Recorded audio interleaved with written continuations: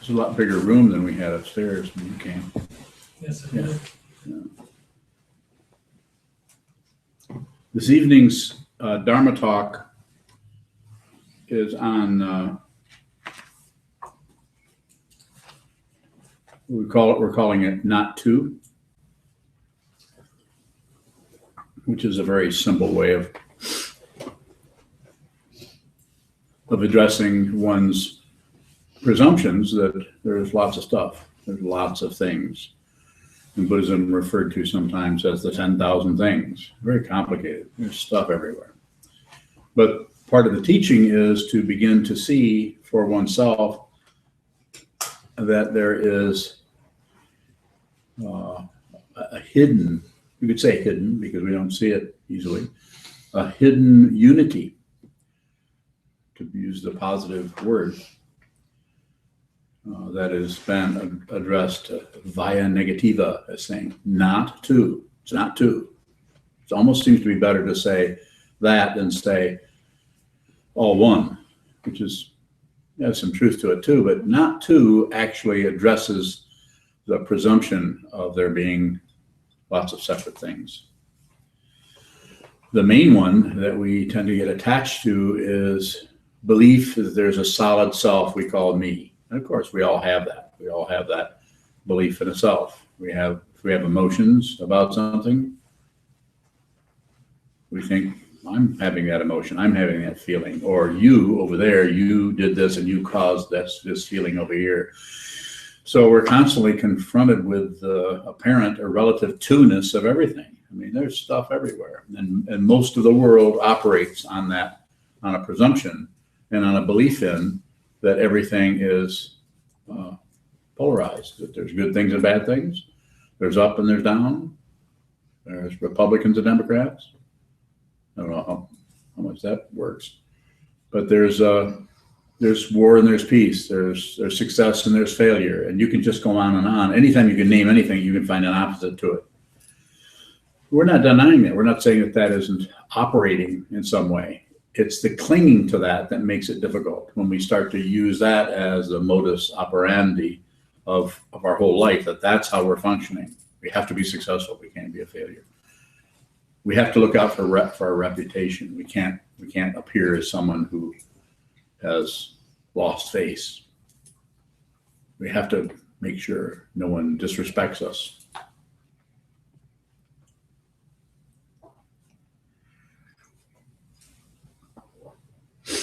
And so it's just a teaching, a way of talking about it, and we call it the Dharma or the truth or the law or the form or the construct. It's just a way of talking about the way the world appears to one, in this case, the Buddha, but to anyone who practices meditation, who doesn't take anything for granted, who sits down, holds very still, holds everything they can possibly hold still without struggling with it, and observing that which continues to move. And that which continues to move is the mind. If you hold very still, like this, or like this,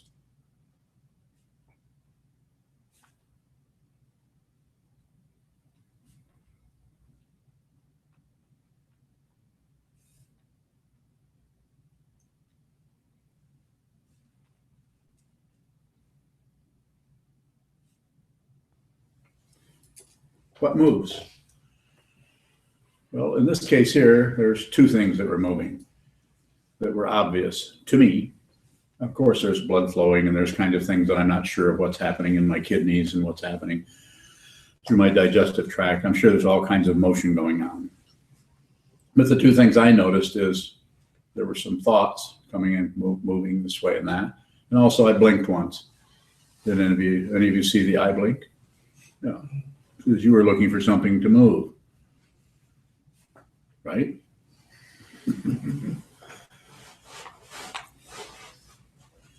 So it's not about like a mouse watching or a cat watching a mouse hole, particularly, although it has a little bit of that kind of a feeling. Not much happens. If the mouse doesn't come out, you'll notice that cats have a natural kind of built-in patience. I guess you call it that. They sit and they watch and watch and watch and they don't move. And if something does come out, they might start to move a little bit. But they're careful.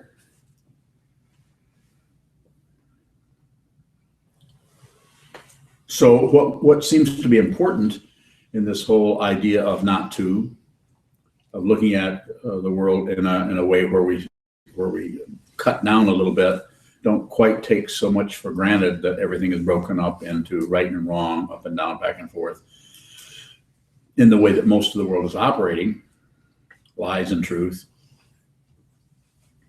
It begins to help us see more closely the way in which our mind keeps jumping to conclusions about everything. We keep jumping to some kind of a conclusion. The way a week or two ago, I gave a talk called, I think I would call it Belief and Disbelief or something like that. And this is the idea of don't take any position.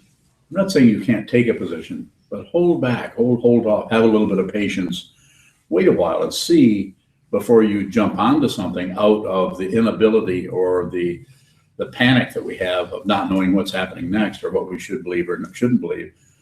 Just let it hang for a while. Watch and see what, for yourself, what is actually happening rather than saying dismissively, well, I don't believe in that. If somebody brings up something that you've heard about or you have an opinion on, quite often what we do is rather than investigate, we just use the opinion. Well, I've never thought that way. Well, I wasn't taught that way. I'm not saying this is wrong. What I'm saying is you can have your culture, your family, what you've been taught run your life, or you can begin to look for yourself and see what is true for yourself. Buddhism, the practice of meditation, is not something that you believe, nor is it something you disbelieve. It's very simple, very easy to say that. But what is the mind doing that doesn't either attach to something or reject something? Passion or aggression? What is the mind doing that is not doing that? What's it doing? I don't think I understand the question. So if the mind is neither grasping at something, nor is it rejecting at something, nor is it shutting down on anything, what is it doing? Abiding. Okay, it's a good word. It's abide. It's just kind of hanging out. And this is what happens when one practices sitting meditation, and you can't do it in 3 weeks, 3 months, probably not even in 3 years, maybe not in 30 years. I don't know. It would depend on you and your particular karma, the causes and conditions that arise as what? As your intelligence, as the causes and conditions that arise as the way your personality operates, what the thing you struggle with the most. It might be jealousy. It might be anger. It might be irritation. The person next to you might rarely get mad at anything. They might worry about things. They don't get angry. Whereas you, things are just abrasive and they're irritating, and you don't like it, or you want to stop it, or you want to control it. And then all of the other things all the various things we could talk about.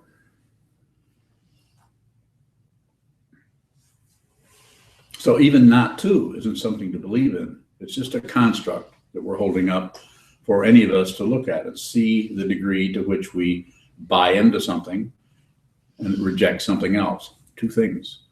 Don't do that. When I say don't do that, I know it's impossible not to do that. But when I say don't do that, I know that your awareness will come right to the degree to which you keep accepting, rejecting, picking and choosing and sorting out your world based on opinions. All evidence is partial. All of it. In Buddhism, this is called Sambri Satya, Sanskrit word that means relative truth. Relative. This gets its meaning from its opposite. Relative truth. Ultimate truth doesn't have anything other than itself. And that's why it's called Paramartha Satya, or not to.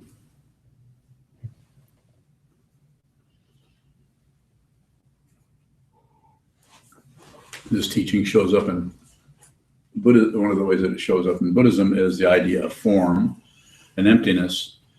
that form, any kind of form, is basically empty of anything we ascribe to it. So therefore, anything that is arising is empty of itself in so far as we believe or see or point to or delineate a self in that particular situation, whether it's a self here, me, or whether it's a self over there. One of the examples I sometimes use, if you feel that you have transcended your personal self and you're no longer have a personal ego, if I were to, whether it's true or not, if I were to insult you, call you a name, even if I were joking, you would still feel something about that. And especially would feel something about that if I said something to you in a different context and criticized you heavily, or even maybe slightly.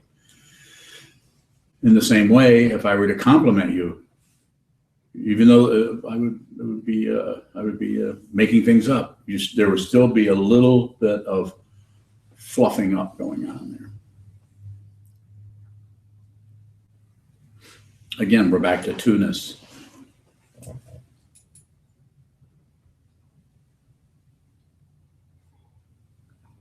This particular philosophy before the Buddha was around called Advaita,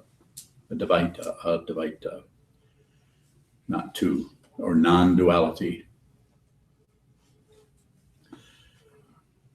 And it's, and I'm not a scholar, I'm a meditator, I'm a monk. So I understand some of this, but I haven't spent my life going into all these different schools and seeing what is different, is the Vijnanavada, is it similar to Advaita, and how is it different from Advaita?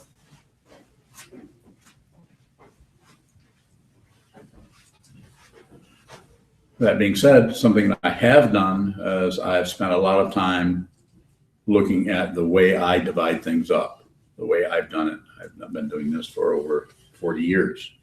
So it's become obvious to me over a long period of time the way I create my own warfare, the way I actually go to war or fight with things that don't agree with me, or I don't like, or cause me difficulty.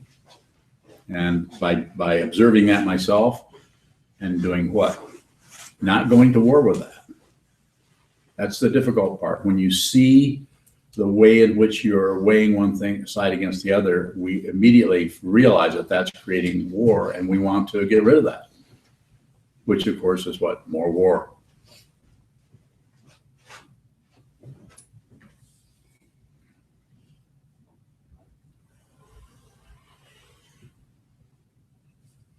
So it seems that not doing anything with it at all is quite a challenge.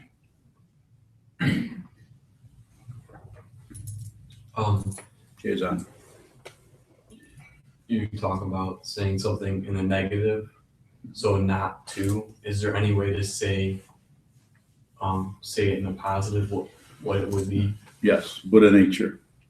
In our tradition, it would be Buddha nature. Tathagata Garbha, all kinds of fancy words for it. You could also say oneness, but oneness, it can be used by ego or the self-centeredness to say, okay, well, we're all one. Well, I'm glad we get that figured out. So now we can go on to continue to do whatever we want to do. But to say it's not two, that brings about the questioning part of the mind that says, well, in what way is it not two? How could it possibly be not two? And what happens is we go in, and when we actually start to discover the not two, the actual reality of it not being not two, we begin to discover emptiness. Then there's a tendency to want to grasp onto that, which of course is two. Again, we're creating another existence on existence. We're creating a self that used to see things as being two, and now is seeing things as being not two. So then we have another ontological, to use the fancy word, dilemma about what is there and what isn't there. Or is that something or isn't it something? And it seems the only way we can really work with this in a way that we don't start a war with ourselves, and we don't start a war with the world or object to things or get aggressive is to hold our seat and just function in the middle, that's why Buddhism is called the middle way. Not too tight, not too loose. Difficult to actually be in a position where something arises and you neither believe it nor do you disbelieve it. When ego is involved, that's a very shaky position. Ego or self-centeredness needs to know, is it true or not? Do you believe that or don't you believe it? It's like you have to take a position on everything. That's what the world will demand of you. But if you say, I neither believe it nor do I disbelieve it. In this way, it sets up a dynamic that also starts by saying that there's neither someone here nor is there someone over there. All the dualities start to come apart and start to tumble. Has to be seen through awareness. It can't be grasped through some kind of conceptual modeling or framework. Or if it can, show me how. What is it that is not two?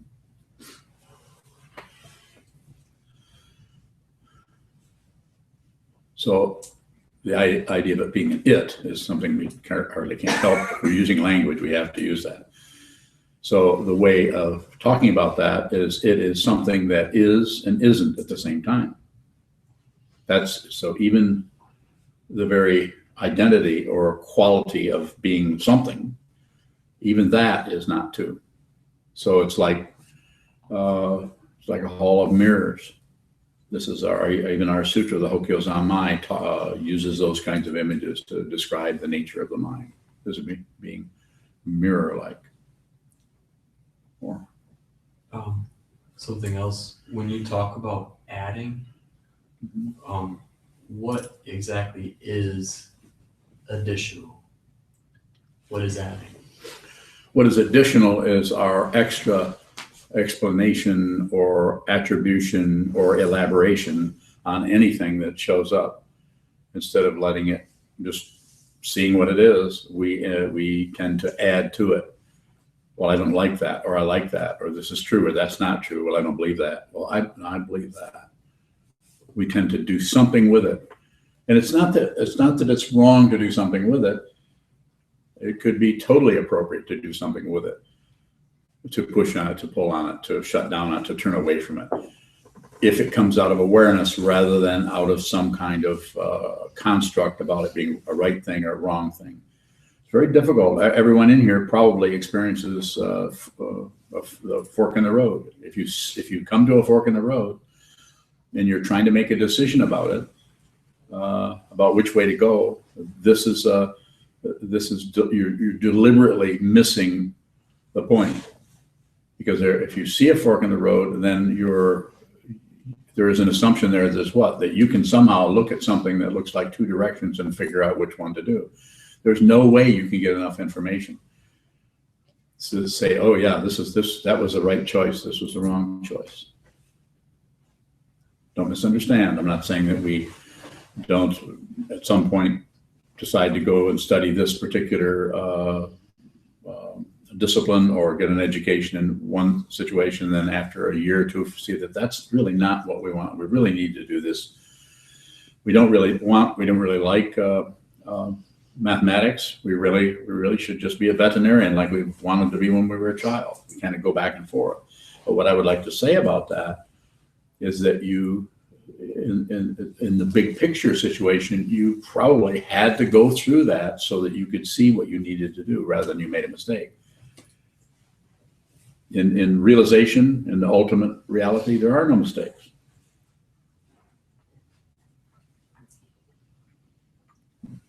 Is adding intentional, or is it something that arises spontaneously? I think adding is an intentional thing that comes out of fear of not knowing what to do, fear of the unknown, fear of seeing a fork in the road, and fear of next week or 2 weeks from now when we've got to make a certain decision. Instead of saying, wait till the 2 weeks is up and then look at it, because everything is constantly changing all the time. That fork in the road is changing. All the things around that fork in the road are changing. So I would say you're, as soon as you start to evaluate that fork in the road, you're changing the fork in the road. As soon as you start to analyze, excuse me, and I'm not saying you can't think about it or analyze it in some way, but as soon as you start to do that, this is how you look, because you're doing what? You're looking at the analysis. You've stopped looking at the actual thing that engendered the analysis, which would be, in this case, the fork in the road. So you're adding things on. You're adding elaborations that are that are clouding your awareness of what is actually approaching in terms of time, what's going to happen in 2 weeks. Doesn't mean that you shouldn't make a plan, but you'll notice that anytime you make a plan for anything, the way you know it's a plan is it doesn't work. Plans don't work. Especially if you're making one about something that's going to be 2 weeks from now. I'm not saying it won't kind of work, but usually after a week, something else has to change, and then this isn't going to happen. Well, you can't do it this way now. You might still do the same thing. And if you're not flexible in that way, if you aren't willing to, as they say, go with the flow, then it starts to get more and more difficult the more you insist on having your way. Start to fixate on that. If adding is intentional, is there a way in which we can stop adding? I think the only way you can stop adding is to witness the adding. It's like kind of learning through repetition. This is what meditation is about. We repeatedly come down and subject ourselves to voluntary discomfort. Meditation facing a wall is not comfortable. If it's comfortable for you to do, then you haven't done enough of it, because it's like lifting weights without getting any kind of muscles, without being able to show off, without people saying, "Hey, you're looking pretty buff there. You can see you've been meditating a lot. You got those big awareness muscles coming out of your ears." You won't. It doesn't show up to other people. And I'm not saying to someone who's fairly discerning and has strong awareness, they might not be able to see some changes in you, but they're usually very, very subtle, because you're not about proving to anything to anybody. You don't care whether people think you're aware or not. Those things have gone by the wayside. You're only concerned and trying to, you could say, to use a highly relative way of talking about, perfect your insight so that your insight is completely accurate and it penetrates into the relative situation until we find that thing in the center of relativity called ultimate truth. Not easy, yes. Insight, if when that's perfected or sharpened or honed, what does that show us besides relative knowledge? Yeah, it shows us that it is not separate from relative knowledge, which is quite disappointing to ego, because ego thinks it's going to find, a jewel in a dustbin, because that's the image. It's like finding that, but then when you find it, you find that even that is not separate from the dustbin. It's not only not to initially, it's also not to in the middle, and it's not to at the end. Once you realize it, you realize it's always been the truth. Realization isn't something that you realize in the future. Realization is something that you realize outside of space and time and inside of space and time. Jeff? Seeing Buddha nature, is it possible to do that while there's still some sense of two-ness or some sense of... Yeah, sure. Yeah, you're not going to get rid of two-ness. Mm-hmm. You just see that it's not separate from Buddha nature. So everything starts to come back together.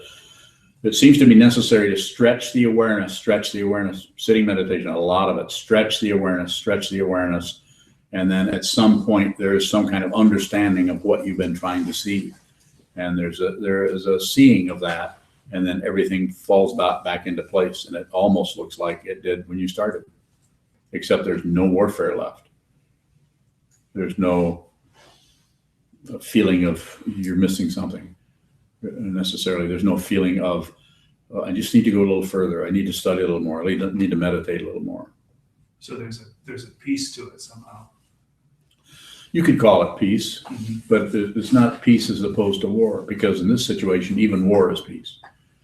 When I say that, I don't mean that war is, that you're some kind of you're stupid, and that you think that, guns are candy canes. You actually see that it's the polarity of things that rip us apart and where we hurt each other. We're not kind to each other. We have so much pride of wanting to look good that we're willing to actually sacrifice our brothers and sisters in order to make sure that our reputation of being somebody important survives. We see it everywhere. It's in some places it's very subtle, but that's what's going on. More? Not right now. Anyone else? Yes. In holding your seat, would that be considered the middle way? That's the path quality of it. There's threefold logic: the ground, the path, and the fruition. And the ground is, in this case, is suffering or confusion. We don't like it. And so we stumble into these teachings and we find out that, okay, you don't like it. And if someone asks, what could I do? Then they're giving you permission to say something. They don't give you permission to say something, keep your mouth shut. Don't preach, don't advertise this stuff to anybody. It's not like that. It's not for sale. So this kind of situation works a little bit differently than other methods or spiritual paths or whatever. So ground is suffering. The path is awareness or meditation practice to see what is causing this suffering, to see fundamentally deeply what it is. And just when you see that it's struggling with something and inventing things based on two-ness, based on the worldly dharmas of fame and disgrace, success and failure, life and death for that matter, any polarity, if you join one and oppose the other, you're going to suffer, because that's the relative platform in which we all come as physical entities. But if you realize that you're not only this, but you're not separate from anything else that you see, then the warfare just stops. The fighting is over with. And then it's like Coben translating the mantra of the Heart Sutra, which you all did tonight. Gate, gate, paragate, parasangate, bodhisattva. He translated that out of the from the Sanskrit, falling apart, falling apart, falling apart, nothing to do. So your construct about the world, your whole idea, all of your opinions and everything start to collapse, falling apart, falling apart, falling apart, falling apart, falling apart. What's left is reality. And what is reality? Not separate from anything, anyone. Your own personality becomes like a little grain of sand in the middle of the Sahara or the Mojave, a desert here in the United States. It's like a little dot. And that little dot quality is extremely powerful because it does not have an agenda. It doesn't have an agenda about trying to be a boulder or trying to be a really special little dot. Look how shiny I am. Aren't I better than the rest of these sands in the desert? Grains of sand? Probably not. Yes. So if a strong emotion arises, Yes. and then we begin to see how we add stories, Yes. kind of fuel that. Is there something we can do on the spot during that awareness to intercede? I think it's a little different with each person and how much sitting practice you do. But one of the things you can do is don't reject the rest of your senses. If you have intense, for instance, anger, jealousy, anything, grief, any kind of intense feeling, is that what you're asking about? So when that occurs, don't push it down, don't fluff it up. No matter what happens, don't elaborate, don't necessarily add more thoughts around it. Well, the reason this is happening is because he said this, she said that, I shouldn't have done this, I should have done that. If I just wouldn't have done that, this wouldn't be happening, wouldn't be feeling that. Instead, go into the texture of that feeling and feel that. And as you feel that, feel your butt on the cushion, feel your feet on the floor, feel your clothes on your body. Look at the colors that are coming at you from the carpeting, from the lights, from the wall. Hear the sounds in this room and outside of this room. Feel the qualities of your own, all of the things that are happening in this amazing human form. And include all of that. And don't forget gravity. Some people will live their whole life and never give a second thought to the very thing that allows them to walk. Gravity. So actually, to fundamentally be present. If you're present, then all of those things that I was mentioning there are a part. That's, in a sense, that is your Dharma gate. Your very senses are your Dharma gate, just like the vow you received or you recited. Dharma gates are endless. So in Yeah. a strong emotion situation like that, don't exclude your other senses. So you perhaps go in, don't deny the experience, but you don't like make it the primary object of your meditation or something. No. Just let it be, do what it needs to, let it find its own level. It might be really strong. If you're busy meddling with things, then you might get a little bit of relief, but it seems to be the best way to work with that kind of situation is let it do what it needs to do and stay with the texture of that, feel the texture of the emotion or feeling, takes some of the energy that we call awareness away from the thought process. We don't want to go to war with the thought process or the thinking or analysis. So we don't want to shut it down. We want it to be there a little bit, but quite often our thought process gets muscle bound from overthinking everything, and our awareness gets starved because we won't let the awareness actually flourish and become powerful. That which awareness is just the space in which things occur. It may be physical space, it may be mental space, it may be spiritual space, it may be the space between these words.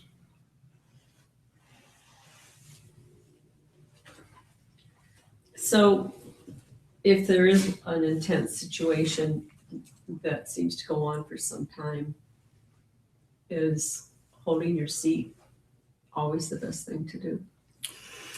Well, you can't really say that, oh yes, always do this.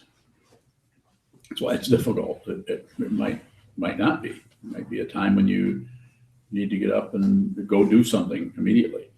But if you're in a situation where you're functioning out of your awareness, then you'll know your feet, your body, feet, and your mind and everything will be together, and you will take you out of the room and into some other situation, or you'll be on the phone, or you'll be talking to someone that you hadn't been talking to.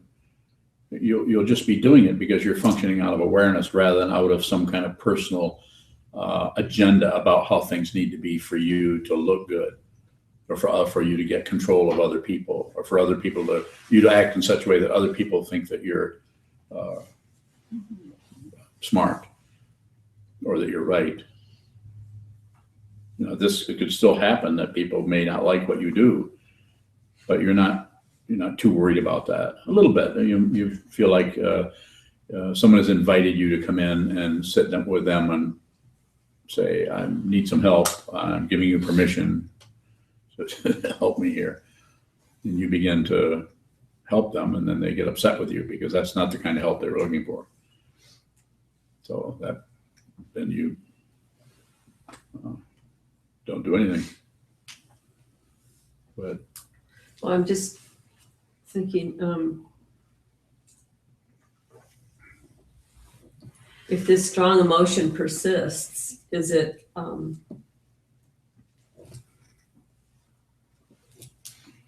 some indication that we can see where we're adding to make it persist? Or Is there a way to see? I think it's just a matter of continuing to look, continuing to see it, and continuing to have a willingness to lose.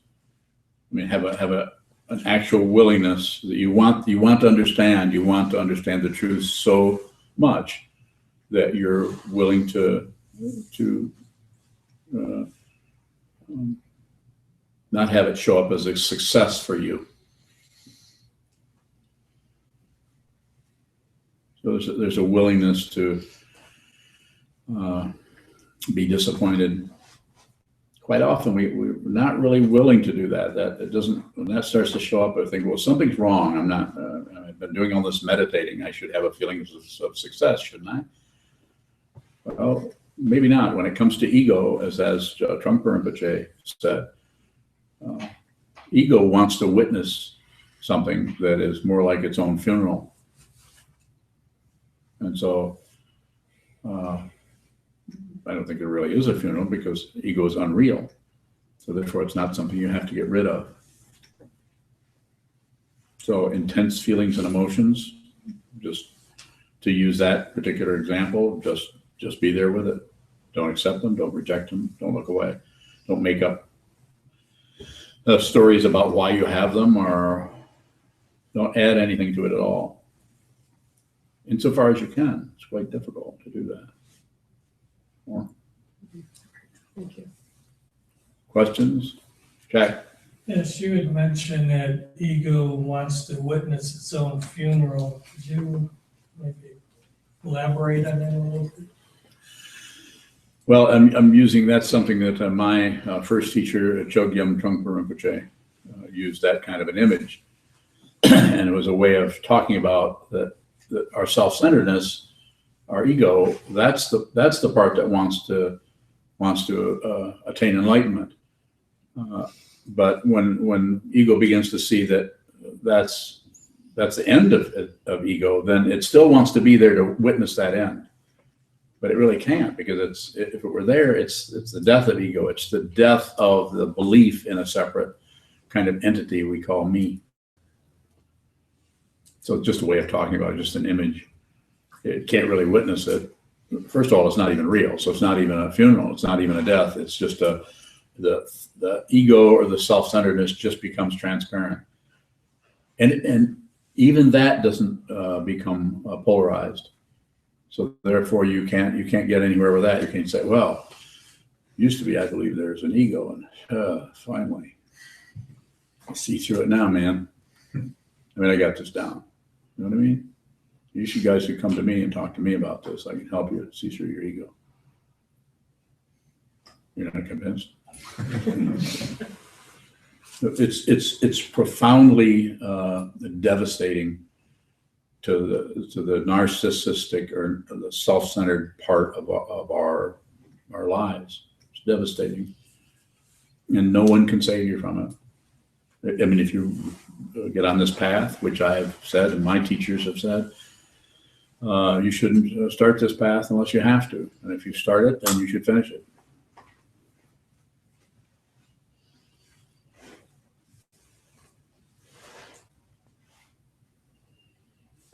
Send you. Does the intellect register the clear and precise insight that you were talking about? Yes. How? It sees it. It sees it as a form. It sees that the teaching, like the five skandhas, don't add up to a self: form, feeling, perception, concept, and consciousness. It actually sees those. So it no longer thinks that those mean something else. It sees them for what they are. They're self-existing. They're just what they are. So if you see form, then there's nothing else to say about it. If you see or are aware of perception, then even what's being perceived is not separate. So the intellect doesn't get to flex its muscles like it did before. It has to fall in line with the awareness that is Buddha nature, or the awakened nature. What did the Buddha was asleep? We're all asleep. The word Buddha means awakened one. Everyone's asleep. The Buddha was asleep. The Buddha, from sitting and looking and trying to understand why there was lifeless suffering and why there's sickness, aging, and death.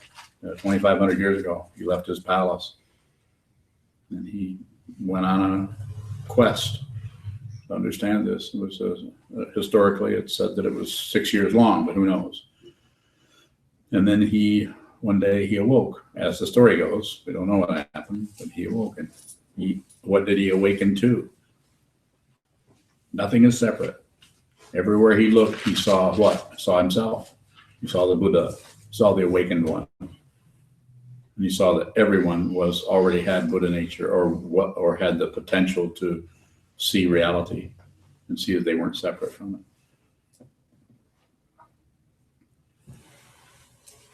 It's not two, so you're actually living in time and space, and you're living beyond it. It's the same time. So any two-ness that's there, it's not that. Find, it's like a teeter-totter with there's no place to ride on it anymore. Or you could say that to ego, it's like a teeter-totter that the guy on the other end jumps off before you do. And then he goes, wham, just about breaks your butt. Yeah. Sheldon. Disappointment or devastation.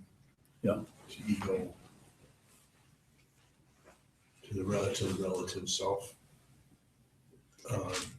Does that devastation also occur for the ultimate self? What?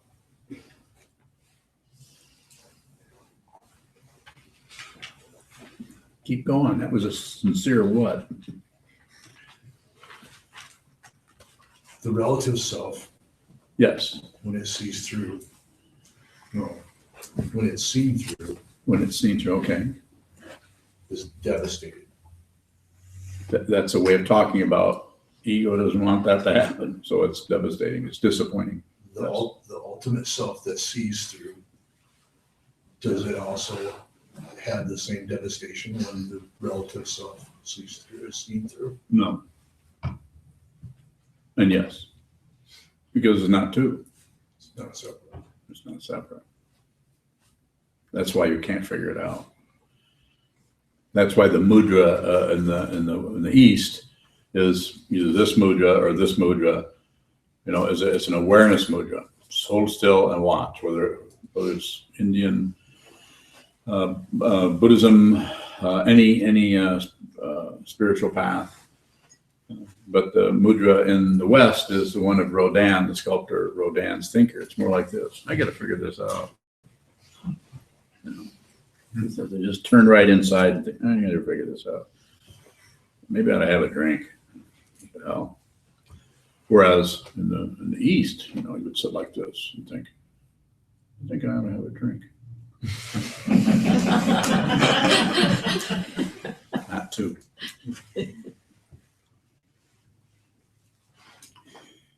If you see it, you will not have any more questions. If you have questions, you haven't seen it. Yes. From Jim's service out in Arizona. I know him. Yes. Jim's service in Arizona where it's really nice weather. Really hot. He asks, or maybe he's in Traverse now, I'm not sure, but I think Arizona. He asks, what is it that sees ego is unreal? Yes. What the correct statement. What sees ego is unreal. No. I like that, Jim.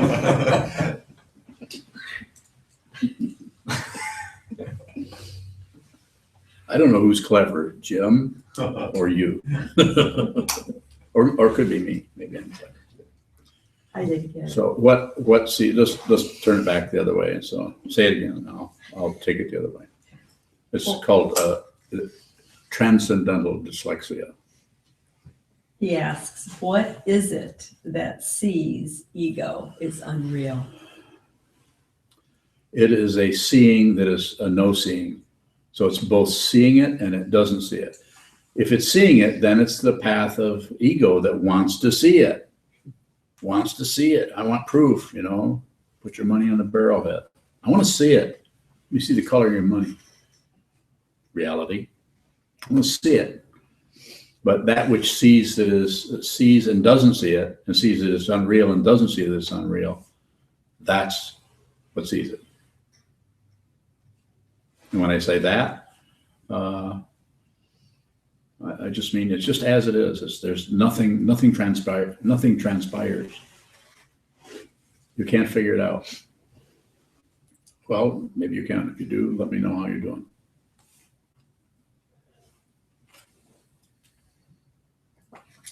More questions? We're at the end of our hour, but if there's another question, I'd be happy to take it.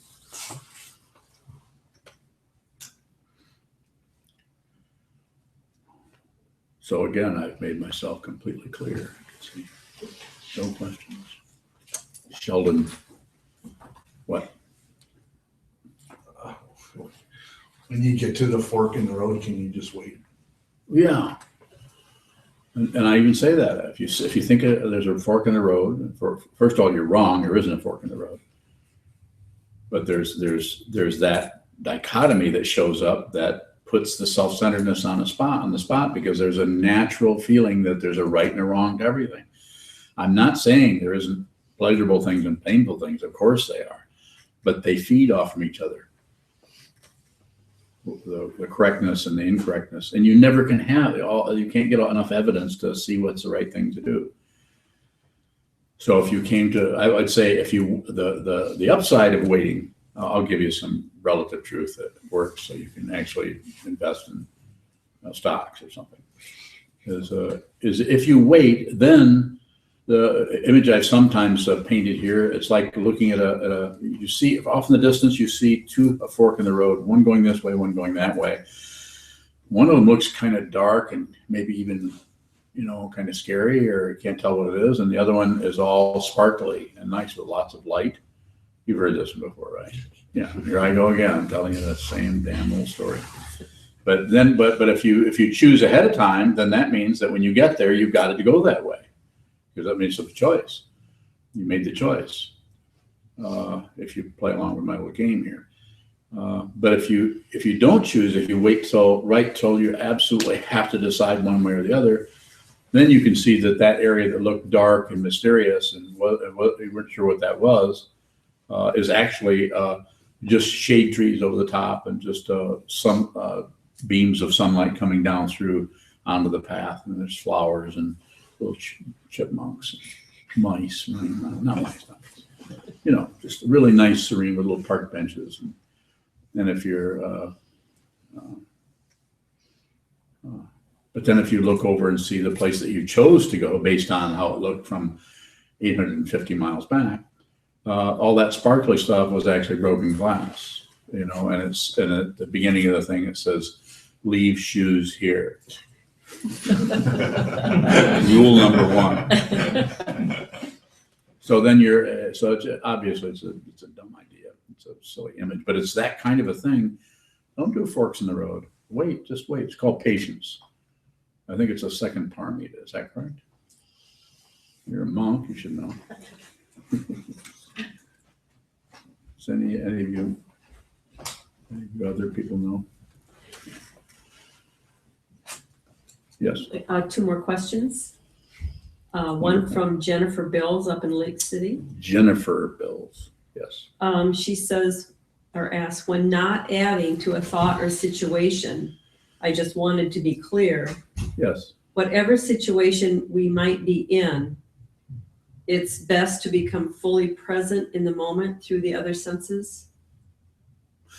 That's a way of talking about it, but that needs to be practiced on the cushion so that it can show up naturally in your everyday situation. Because if you try to push it in the everyday situation, then what happens is then the thought patterns or one of the other senses starts to lose awareness. Then it starts to die out. Then it's too much manipulation going on. So a lot of sitting practice, Jennifer. Hold still and just stretch, train, exercise that awareness that sees what comes and goes. Thoughts come and go, thoughts come and go. And the more you look at it without adding on, without subtracting, without dividing, without doing anything, the stronger the ability to actually see clearly. So when you come out into that everyday, what we call post-meditation or your everyday situation, you've just been through a rigorous training program of being able to just watch what's moving. And so it's a very interesting situation. Some people are very good at watching what's moving, and other people are very good at seeing what's standing still. It's rare to have both of those. And so I would say, sit and keep contemplating that. That's what you've said there is pretty good. I can tell that you've been listening.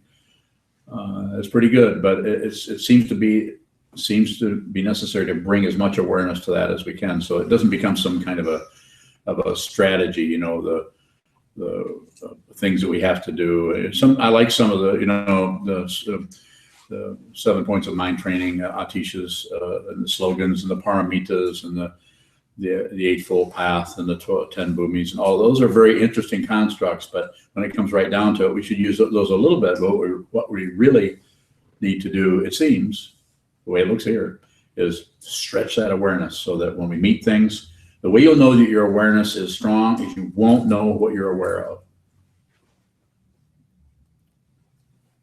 If you know what you're aware of, that's a preconception. It takes a lot of courage that extends, where the awareness starts to extend beyond the ego, to actually be in a state of not knowing wherever you're at. If you get used to it, you can have more fun.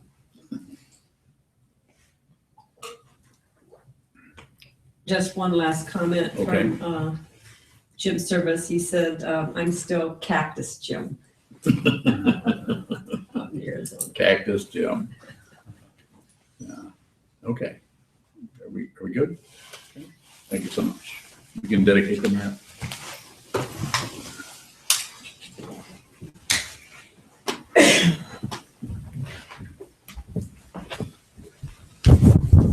In the back of your red chant books is the dedication of merit.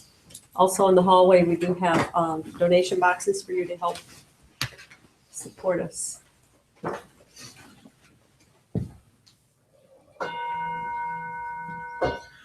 May awareness penetrate into all places, so that we and every sentient being together can realize the Buddha's way. Ji-o san chi shi-hu, shi-san bu-sa mo-ko-sa.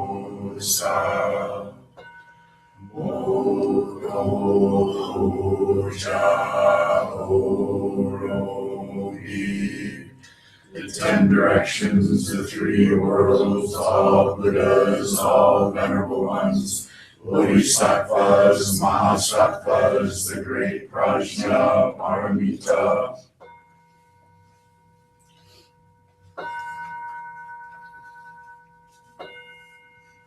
O Buddhas and Bodhisattvas of the 10 directions and the 3 times, please hear us. Please come down out of the light, protect Sokokoji Buddhist Temple Monastery, our Sangha, families, friends, and visitors. Heal everyone who is unhappy, sick, or suffering, and fill them with light.